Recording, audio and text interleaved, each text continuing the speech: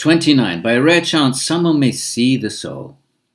Right? Remember, darshana, what's the goal of Patanjali? Drashtu śṛṛutvāpy vasthanam. Sutra number 3. Perception of the soul. So some may perceive the soul. It's the goal of yoga, not just to sort of believe in it or study it in the Upanishads like Vedantins do or infer it. All these other schools, they all say, well, if you want to know it, do yoga. And if you do yoga, you'll see it.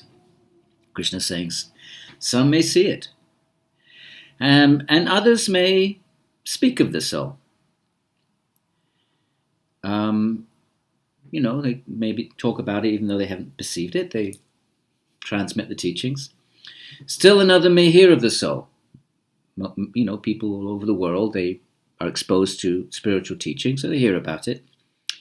But even after seeing, speaking, and hearing it, no one can truly know the soul, not with the mind. You can't know it in the way that you know an object of a prakritic object. You can know it because it forms a samskara in the mind. Once the samskara is in the mind, then that's knowledge. Knowledge is nothing other than the samskara of the mind, an imprint representing the object. Then you know that object.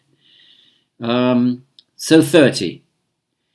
O descendant of Bhārata, that which is situated within the body of every being can never be killed. Therefore you should grieve for no living being. You should do your duty.